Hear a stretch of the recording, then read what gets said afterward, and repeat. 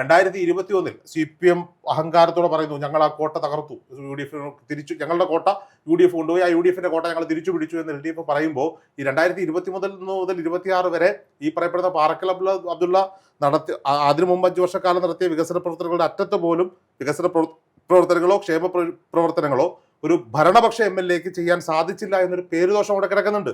ആ പേരുദോഷം അവിടെ കിടക്കുന്നത് കൊണ്ട് തന്നെ കുറ്റ്യാടി മണ്ഡലത്തിൽ പാറക്കൽ അബ്ദുള്ളയുടെ ഭൂരിപക്ഷം എത്ര എന്നുള്ളത് മാത്രമാണ് ഈ UDF ക്യാമ്പിന്റെ കണക്കുകൂട്ടൽ എന്ന് പറയുന്നത്. നോക്കൂ, ജനങ്ങൾക്ക് വേണ്ടത് എപ്പോഴും ജനങ്ങൾക്കൊപ്പം നിൽക്കുന്ന, തന്റെ മണ്ഡലത്തെ പുറത്ത് ലോകത്തേക്ക് എത്തിക്കാൻ സാധിക്കുന്ന, അല്ലെങ്കിൽ കേരളം മുഴുവൻ ചർച്ച ചെയ്യാവുന്ന തരത്തിലേക്ക് കൊണ്ടുപോകാൻ പറ്റുന്ന ജനപ്രതിനിധികളാണ്.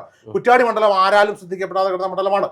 ഇടത് കോട്ടയായിരുന്നു. ഇടതുപക്ഷത്തിൽ ആരെ കൊണ്ട് നിർത്തിയാലും ഏത് കുറ്റിച്ചൂലിനെ കൊണ്ട് നിർത്തിയാലും ജയിച്ചു വരുന്ന ഒരു സാഹചര്യം അവിടെ ഉണ്ടായിരുന്നു. 2016 വിശേഷാൽ സാഹചര്യത്തിൽ അവിടെ കേരള കോൺഗ്രസ് എമ്മിന് ആ സീറ്റ് വിട്ടുകൊടുക്കുന്നു.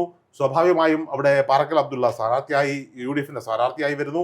അവിടെ കേരള കോൺഗ്രസ് എമ്മിന്റെ സ്ഥാനാർത്ഥിയെ നിലംപരിശാക്കിക്കൊണ്ട് അദ്ദേഹം ആ കോട്ട പിടിച്ചെടുത്തതിനു ശേഷം അതിന് മുൻ വർഷങ്ങളിൽ പതിറ്റാണ്ടുകളോളം ഇടതുപക്ഷം കൈപ്പറ്റിയിൽ വെച്ചിരുന്ന കുറ്റ്യാടി മണ്ഡലത്തെ വികസനത്തിന്റെ പാതയിലേക്ക് നയിക്കാൻ, ജനക്ഷേമപരമായ പദ്ധതികൾ രൂപീകരിക്കാൻ, അപ്പോൾ ആളുകൾക്ക് മനസ്സിലാകുകയാണ് ഒരു MLAയുടെ പ്രവർത്തനങ്ങൾ ഇങ്ങനെയാണ്.